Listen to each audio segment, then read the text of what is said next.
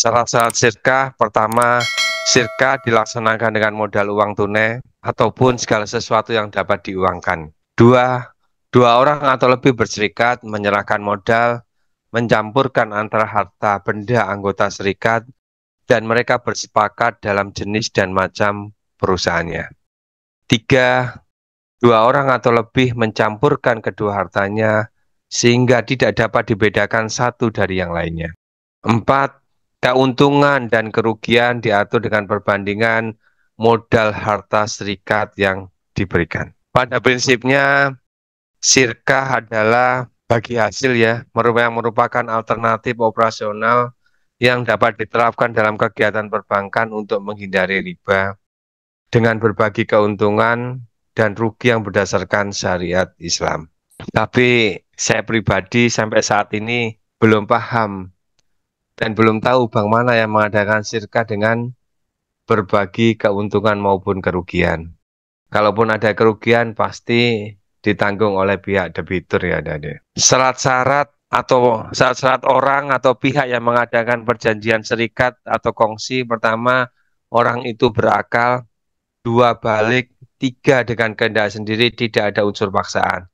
Ini sesuai dengan di pasal 1320 BW yang saya terangkan, bahwa syaratnya perjanjian pertama adanya kesepakatan para pihak ya, kalau dalam hukum Indonesia. Dua, adanya kecakapan para pihak, termasuk orangnya berakal, balik ini kan ya. Tiga, adanya objek tertentu. Dan empat, ada klausa yang halal. Segala sesuatu yang tidak bertentangan dengan norma, hukum, maupun ketertiban yang ada di masyarakat. Jadi hukum adat tetap dijunjung tinggi. Barang modal yang disertakan dalam sirkah dapat berupa, pertama, barang modal yang dapat dihargai, lazimnya sering disebut dalam bentuk uang. Dua, modal yang disertakan oleh masing-masing persero dijadikan satu, yaitu menjadi harta perseroan dan tidak dipersoalkan lagi dari mana asal-usul modal itu. Jenis-jenis sirkah, pertama ada sirkah amlak. Sirkah amlak adalah persekutuan kepemilikan dua orang atau lebih terhadap suatu barang tanpa transaksi sirkah. Sirkah hamili ini dibagi menjadi dua, yaitu sirkah ikhtiar atau sukarela, sirkah yang lahir atas kehendak dua pihak yang bersekutu. Contohnya, dua orang yang mengadakan kongsi untuk membeli suatu barang atau dua orang yang mendapatkan hibah atau wasiat, di mana mereka berdua menerimanya sehingga menjadi sekutu dalam hak milik. Sirkah jabar atau paksa, yaitu persekutuan yang terjadi antara dua orang atau lebih tanpa kehendak mereka. Seperti dua orang yang mendapatkan sebuah warisan, sehingga barang waris yang menjadi hak milik kedua orang yang bersangkutan. Hikmah yang kita ambil dari sirkah ini, adanya tolong-menolong, saling membantu dalam kebaikan, menjauhi dari kekurangan dan menimbulkan keberkahan dalam usaha jika tidak berkhianat. Ada sirkah Uhud, yaitu transaksi yang dilakukan dua orang atau lebih untuk menjalin persekutuan dalam harta dan keuntungan. Terdapat beberapa jenis sirkah Uhud sebagaimana dijelaskan oleh artikel aplikasi akad sirkah dalam Lembaga Keuangan Syariah dalam jurnal Al-Amwal di volume 1 nomor 1 Agustus 2018. Macam-macam sirkah Uhud meliputi sirkah Al-Amwal, yaitu persekutuan antara dua pihak pemodal atau lebih dalam usaha tertentu yang mengumpulkan modal bersama dan membagi keuntungan dan resiko kerugian berdasarkan kesepakatan. Ada sirkah Ak-Akmal atau sirkah Abadan, yaitu persekutuan dua pihak pekerja atau lebih untuk mengerjakan suatu pekerjaan. Hasil atau upah dari pekerjaan tersebut dibagi sesuai dengan kesepakatan para pihak atau mereka. Ada sirkah Al-Wujuh, yaitu persekutuan antara dua pihak pengusaha untuk melakukan kerjasama, di mana masing-masing pihak sama sekali tidak menyertakan modal. Mereka menjalankan usahanya berdasarkan kepercayaan pihak ketiga. Istilahnya ada dua orang yang dimodali oleh seseorang dalam menjalankan suatu usaha, itu yang dimaksud sirkah Al-Wujuh, adik-adik. Macam-macam sirkah Al-Huhud, sirkah Al-Inan, yaitu persekutuan di mana posisi dan komposisi pihak-pihak yang terlibat di dalamnya adalah tidak sama, baik dalam hal modal, pekerjaan, maupun dalam hal keuntungan dan resiko kerugian. Ada syirka al-mufawadah, yaitu sebuah persekutuan di mana posisi dan komposisi pihak-pihak yang terlibat di dalamnya adalah sama, baik dalam hal modal, pekerjaan, maupun dalam hal keuntungan dan resiko kerugian. Ada syirka al-mudarobah, yaitu persekutuan antara pihak pemilik modal dengan pihak yang ahli dalam berdagang atau pengusaha, di mana pihak pemodal menyediakan seluruh modal kerja. Dengan kata lain, perserikatan antara modal pada satu pihak dan pekerjaan pada pihak yang lainnya.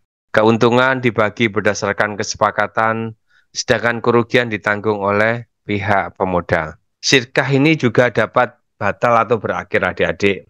Yang pertama, apabila salah satu dari anggota yang melakukan kerjasama membatalkan kerjasama. Dua, apabila salah satu dari anggota meninggal. Tiga, apabila salah satu dari anggota hilang cakap, seperti hanya karena gila, di bawah pengampuan ya istilahnya, adik-adik. Yang kedua akan kita bahas tentang jual beli, adik-adik. Syarat jual beli dalam Islam agar hukumnya sah. Baik, sebelumnya saya bahas dulu ya. Jual beli adalah suatu perjanjian tukar-menukar benda atau barang yang mempunyai nilai secara sukarela di antara kedua belah pihak. Yang satu menerima benda dari pihak dan pihak lainnya menerimanya sesuai dengan perjanjian atau ketentuan yang telah dibenarkan, sahra, dan disepakati oleh para pihak. Syarat sahnya pertama, penjual dan pembeli melakukan transaksi dengan sadar dan ridho. Artinya tidak ada paksaan ataupun ancaman kepada salah satu pihak yang melakukan transaksi. Kalau di pasal 1320 KUHP itu kan kesepakatan para pihak ya, adik-adik. Dua, pihak yang bersangkutan, pembeli dan penjual harus sudah dewasa, cakap, dan dalam kondisi sadar saat melakukan transaksi. Artinya tidak ada penipuan, pengelabuan terhadap salah satu pihak karena sedang tidak sadar ataupun masih anak-anak. Tiga, adanya akad atau kesepakatan jual beli kedua belah pihak. Artinya jual beli itu diikrarkan sehingga kedua pihak sama-sama sadar bahwa mereka melakukan jual beli dan saling mengetahui. Empat, barang yang diperjualbelikan adalah dimiliki sepenuhnya oleh penjual. Artinya barang itu bukan barang curian, pinjaman, atau barang yang hanya dikuasai penjual. Secara lain, penjual adalah memang pihak yang memang benar-benar berhak atas barang tersebut. 5. Objek yang diperjualbelikan bukanlah barang yang terlarang atau haram.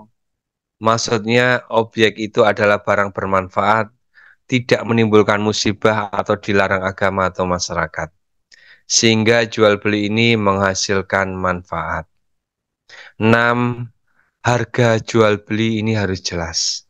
Ini adalah asas transparansi. Selain tanpa paksaan, jual beli dalam Islam harus mengedepankan kejujuran, sehingga dua pihak yang bertransaksi sama-sama tahu berapa nilai transaksi mereka. Rukun jual beli dalam Islam, pertama, pihak yang bertransaksi. Dalam jual beli, dua pihak yang bertransaksi harus ada dan hadir. Harus ada penjual atau pembeli, ada penjual dan pembeli. Jika tidak ada salah satu pihak, maka jual beli tidak bisa dipenuhi. Barang atau objek jual beli. Jual beli adalah aktivitas tukar-menukar barang atau jasa. Maka saat jual beli barang atau objek ini harus ada dan bisa dipahami oleh kedua pihak. 3. Adanya harga yang disepakati. Jika sudah ada penjual dan pembeli dan barang yang mereka transaksikan, maka harus ada kesepakatan harga. Harga ini harus terbuka dan diketahui oleh kedua belah pihak. Jika ada pihak yang tidak sepakat dengan harga, maka jual beli menjadi tidak sah. Akad. Akad ini menunjukkan bahwa penjual sudah mau melepas barang atau objeknya. Pembeli mau membayar sesuai dengan harga yang disepakati. Dalam dunia properti, akad ini bahkan dibuat secara tertulis dan dibuat di depan notaris.